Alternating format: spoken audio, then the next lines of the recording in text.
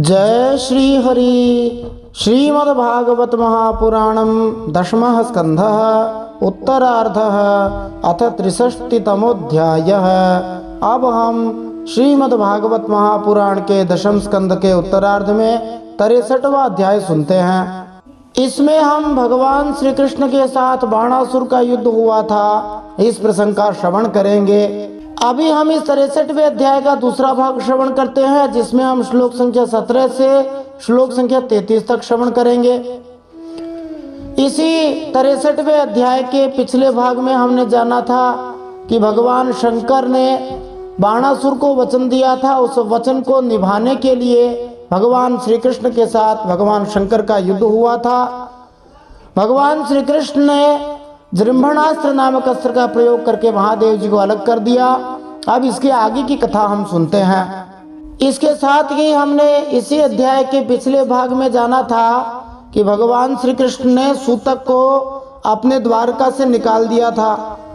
तो मारवाड़ी भाषा में जब बच्चा पैदा होता है तब उसका जो अशौच होता है, अपवित्रता होती है, उसको श्रावण कहते हैं।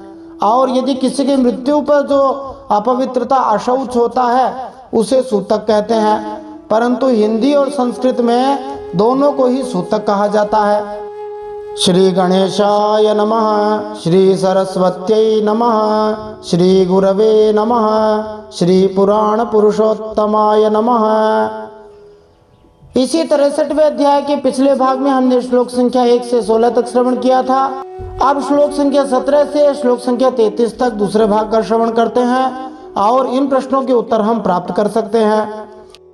ये प्रश्न मौलिक रूप से श्रीमद् भागवत में से ही बनाए गए हैं और प्रत्येक प्रश्न को हमने प्रामाणिक रखा है। प्रश्न के आगे स्कंद, अध्याय और श्लोक संख्या डाली है। ये प्रश्न निश्चित रूप से सनातन धर्म को समझने के लिए, हमारे शास्त्रों को समझने के लिए, भगवान की लीलाओं को समझने के लिए उपयोगी होंगे। प्रश्न इस प्रकार है। भगवान श्री कृष्ण और बाणासुर का युद्ध हुआ था, वो हम जानेंगे। बाण की नग्न माता द्वारा उसकी रक्षा करना, वो कौन माता थी वो भी हम जानेंगे। माँ बेटों का संबंध भी हम जानेंगे। शिव ज्वर क्या और कैसा होता है, अथवा माहेश्वर ज्वर क्या है, ये हम जानेंगे। शिव ज्वर अथवा माहेश्वर ज्वर तथा विष्णु ज्वर अथवा वैष्णव ज्वर के बीच युद्ध हुआ था, तब कौन जीता ये हम जानेंगे। दूसरे शब्दों में माहेश्वर ज्वर और वैष्णव ज्वर के बीच जो युद्ध हुआ था उसके बारे में हम जानेंगे। माहेश्वर ज्वर द्वारा भगवान श्री कृष्ण की स्तुति की गई थी, वो हम जानेंगे। दूसरे शब्दों में शिव ज्वर द्वारा भगवान श्री कृष्ण की स्तुति हम जानेंगे। शिव ज्वर अथवा माहेश्वर ज्वर को भगवान श्री कृष्ण का आशीर्वाद हम जानेंगे। इसके साथ ही हम जानेंगे कि इस कथा को सुनने वाला कभी बुखार से पीड़ित नहीं होगा, वो भी हम जानेंगे। वो कौन सी कथा है। भगवान श्री कृष्ण ने बाणासुर की 1000 भुजाएं क्यों काटी। आइए इन सब प्रश्नों के उत्तर जानने के लिए आज इस दशम स्कंद के उत्तरार्ध के 63वें अध्याय का दूसरा भाग श्रवण करते हैं, जिसमें हम श्लोक संख्या 17 से श्लोक संख्या 33 तक श्रवण करेंगे। यह श्रीमद् भागवत महापुराण बड़ी ही विलक्षण है, अनोखी है। आज यह श्रीमद् भागवत कथा कहते हुए 368वां दिन चल रहा है। इस श्रीमद् भागवत महापुराण में हमने श्रीमद् भागवत के सभी संस्कृत श्लोकों को गाया है। सभी श्लोकों को सुपाठ्य रखा है, सरलीकृत तरीके से प्रस्तुत किया है। श्लोकों को सरस विधि से गाया गया है। यथासंभव जितने महत्वपूर्ण छंद आए हैं उनके छंदों के नाम और लक्षण भी बताए गए हैं। इसके अलावा श्रीमद् भागवत के अंदर से बहुत सारे प्रश्न बनाए गए हैं और यथास्थान बहुत सारे चित्र भी दिए जा रहे हैं ताकि जल्दी से कथा समझ में आ जाए। गीता प्रेस गोरखपुर से प्रकाशित श्रीमद् भागवत महापुराण के प्रामाणिक संस्कृत श्लोक और प्रामाणिक भावार्थ हम जान रहे हैं। इसके साथ ही इस्कॉन के संस्थापक श्री प्रभुपाद जी के द्वारा भागवत संदेश नामक जो अद्भुत भागवत व्याख्या लिखी गई थी उसका भी हम श्रवण कर रहे हैं, जो कि प्रत्येक श्लोक पर है, बड़ी ही अद्भुत है। भागवत संदेश के अलावा श्रीधर स्वामी जी, श्रील रूप गोस्वामी, श्रील जीव गोस्वामी, श्रील विश्वनाथ चक्रवर्ती ठाकुर जैसे उच्च कोटि के महात्माओं की भागवत पर जो व्याख्या है उनको भी हम सुन रहे हैं। यथास्थान श्लोकों में जो जो शंकाएं हैं वो उन महात्माओं के वचनों से दूर होती जा रही हैं। श्री अखंडानंद जी सरस्वती जी महाराज की भागवत दर्शन नामक व्याख्या भी हम सुन रहे हैं। तो ये बड़ी अलौकिक और अनोखी भागवत है। संभवतः YouTube पर ऐसा प्रथम बार प्रयास किया जा रहा है। तो आप लोग इसको मन लगा के सुनते रहिए, पूरा सुनने का प्रयास कीजिए। पूरा सुनेंगे तभी कथा का मर्म समझ में आएगा। प्रतिदिन लगभग 8-10 घंटों की मेहनत से हम लगातार 2 साल से तैयारी करके इस श्रीमद् भागवत को डाल रहे हैं। ये केवल भगवान की कृपा से और आपके आशीर्वाद से हो रहा है। तो इसको मन लगा के सुनते रहिए। जब भगवान शंकर अपने गणों सहित युद्ध भूमि से हट गए तब क्या हुआ, आइए हम जानते हैं युद्ध में आगे क्या हुआ। विशेर्यमाणं स्वबलं दृष्ट्वा बाणोत्यमर्षणः कृष्णमभ्यद्रवत् संख्ये रथे हित्वैव सात्यकिम्। जब रथ पर सवार बाणासुर ने देखा कि श्री कृष्ण आदि के प्रहार से हमारी सेना तितर बितर और तहस नहस हो रही है, तब उसे बड़ा क्रोध आया। उसने चिढ़कर सात्यकी को छोड़ दिया और भगवान श्री कृष्ण पर आक्रमण करने के लिए दौड़ पड़ा। धनुंशाकृष्य युगपद बाणः पंचशतानि वै एकैकस्मिन् छरौ द्वौ द्वौ संदधे रणदुर्मदः। रणोन्मत्त बाणासुर ने अपने 1000 हाथों से एक साथ ही 500 धनुष खींचकर एक एक पर 2-2 बाण चढ़ाए। इस प्रकार 1000 बाण एक साथ छोड़ने को तैयार हो गए। तानि चिच्छेद भगवान धनुंषे युगपद्धरिः सारथिं रथमश्वाश्च हत्वा शंखम अपूरयत्। परंतु भगवान श्री कृष्ण किसी से डरने वाले थोड़ी थे। एक साथ ही बाणासुर के सारे धनुष काट डाले, सारथी रथ और घोड़ों को भी धराशायी कर दिया और जोर से शंख बजाया। तन्माता कोटरा नाम नग्ना मुक्त शिरोरुहा पुरोवतस्थे कृष्णस्य पुत्र प्राणरि रक्षया। कोटरा बाणासुर की धर्म माता थी। वह अपने उपासक पुत्र के प्राणों की रक्षा के लिए बाल बिखेर कर नंग धड़ंग भगवान श्री कृष्ण के सामने आकर खड़ी हो गई। अब भगवान ने क्या किया? ततस्थिर्यं मुखो नग्ना मनिरीक्षण गदाग्रजः बाणश्च तावद विरथः छिन्न धन्वा विशत्पुरम्। नीति कहती है कि नग्न स्त्री को नहीं देखना चाहिए। भगवान श्री कृष्ण ने इसलिए कि कहीं उस नग्न स्त्री पर दृष्टि न पड़ जाए अपना मुंह फेर लिया और दूसरी ओर देखने लगे। तब तक बाणासुर धनुष कट जाने और रथहीन हो जाने के कारण अपने नगर में चला गया। विद्राविते भूतगणे ज्वरस्तु त्रिशिरास्त्रिपात् अभ्यधावत दाशार्हं दहन्निव दिशो दश। इधर जब भगवान शंकर के भूतगण इधर उधर भाग गए तब उनका छोड़ा हुआ 3 सिर और 3 पैर वाला ज्वर दशों दिशाओं को जलाता हुआ सा भगवान श्री कृष्ण की ओर दौड़ा। श्री विश्वनाथ चक्रवर्ती ठाकुर ने शिव ज्वर का निम्नलिखित वर्णन उद्धृत किया है। ज्वरस् त्रिपदस् त्रिशिराः षड्भुजो नवलोचनः भस्म प्रहरणो रौद्रः कालांतक यमोपमः। भगवान शिव का भयानक शिव ज्वर कैसा था? 3 पैर वाला, 3 उसके सिर, 6 उसके हाथ, 9 आंखें, बड़ा विचित्र। राख की वर्षा करते हुए ब्रह्मांड के संहार के समय यमराज जैसा भयानक लगने वाला वह शैव ज्वर युद्ध में आ गया। अब भगवान ने क्या किया? अथ नारायणो देवस्तं दृष्ट्वा व्यसृजत् ज्वरं माहेश्वरो वैष्णवश्च युयुधाते ज्वरावुभौ। भगवान श्री कृष्ण ने उस शैव ज्वर को अपनी ओर आते देखकर उसका मुकाबला करने के लिए अपना वैष्णव ज्वर छोड़ दिया। अब वो वैष्णव और माहेश्वर ज्वर दोनों आपस में लड़ने लगे। माहेश्वरः समाक्रंदन वैष्णवेन बलार्दितः अलब्ध्वा भयमन्यत्र भीतो माहेश्वरो ज्वरः शरणार्थी ऋषिकेशं तुष्टाव प्रयतांजलिः। अंत में वैष्णव ज्वर के तेज से माहेश्वर ज्वर पीड़ित होकर चिल्लाने लगा, अत्यंत भयभीत हो गया। जब उसे दूसरी जगह कहीं शरण नहीं मिली, रक्षा नहीं मिली, तब वह अत्यंत नम्रता से हाथ जोड़कर शरण में लेने के लिए भगवान श्री कृष्ण से प्रार्थना करने लगा। इस प्रसंग में श्री विश्वनाथ चक्रवर्ती कहते हैं कि शिव ज्वर अपने स्वामी शिव जी के पक्ष को छोड़कर सीधे भगवान श्री कृष्ण की शरण लेने आया। अब यहाँ पर एक बात ध्यातव्य है। खंडानंद जी कहते हैं जो शैव और वैष्णव आपस में लड़ते हैं, माने जो शिव जी की पूजा करने वाले शैव होते हैं, भगवान श्री विष्णु की पूजा करने वाले वैष्णव होते हैं, वास्तव में वे स्वयं नहीं लड़ते, उनके भीतर बुखार चढ़ा रहता है, ज्वर होता है, वो लड़ता है। यही शैव ज्वर और वैष्णव ज्वर है। इसमें कोई गलती हो तो क्षमा कर सकते हैं, लेकिन लड़ने का काम तो ज्वर ही कराता है।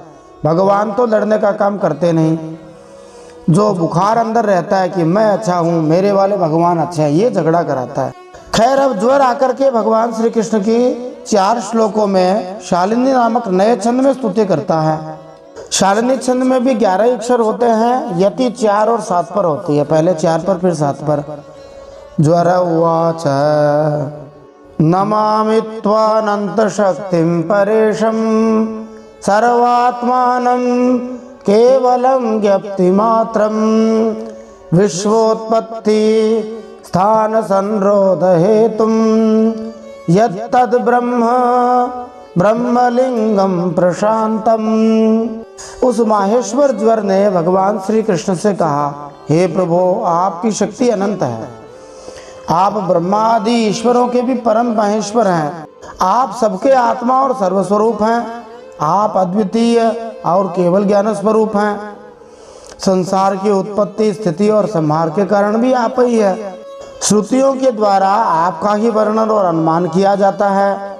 आप समस्त विकारों से रहित स्वयं ब्रह्म हैं। मैं आपको प्रणाम करता हूँ। खाली इसके तात्पर्य में श्रील प्रभुपाद जी कहते हैं, इससे पहले माहेश्वर ज्वर अपने आप को अनंत शक्तिशाली मान रहा था और इसीलिए भगवान श्री कृष्ण को जलाना चाहता था, किंतु अब वह स्वयं जल चुका था और यह समझते हुए कि श्री कृष्ण भगवान है, विनय पूर्वक परम सत्य रूप भगवान को नमस्कार करने, उनकी स्तुति करने आया। आचार्यों के अनुसार सर्वात्मानम शब्द सूचक है कि श्री कृष्ण परमात्मा है, समस्त जीवों को चेतना प्रदान करने वाले हैं। श्री विश्वनाथ चक्रवर्ती अपनी टीका में बल देते हैं कि शिव ज्वर ने कई प्रकार से अपने स्वामी की अपेक्षा भगवान श्री कृष्ण की श्रेष्ठता का अनुभव कर लिया था।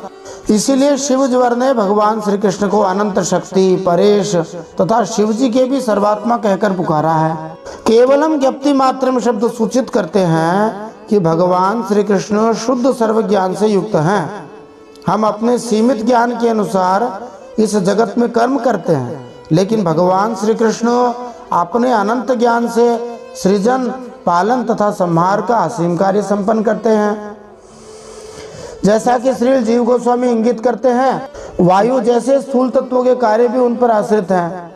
इसकी तुष्टि तैत्तिरीय उपनिषद में हुई है, भीतास्माद् वातः पवते। उन भगवान के डर से वायु बहती है। इस तरह भगवान श्री कृष्ण सभी जीवों के परम आराध्य हैं। फिर माहेश्वर ज्वर भगवान श्री कृष्ण की स्तुति करते हुए कहता है, कालो दैवम कर्म जीवः स्वभावो द्रव्यम क्षेत्रम प्राण आत्मा विकारः तत्संघातो बीजरोह प्रवाह त्वन्मायैषा तन्निषेधम प्रपद्ये। माहेश्वर ज्वर ने भगवान श्री कृष्ण से कहा, काल, भाग्य, जिसको दैव भी कहते हैं, अदृष्ट भी कहते हैं, दिखता नहीं है, कर्म, जीव, स्वभाव, सूक्ष्म भूत, शरीर, सूत्रात्मा, प्राण, अहंकार, एकादश इंद्रियां, पंचभूत, इन सब का संघात समूह लिंग शरीर और बीज अंकुर के न्याय के अनुसार उससे कर्म और कर्म से फिर लिंग शरीर की उत्पत्ति, यह सब आपकी माया है।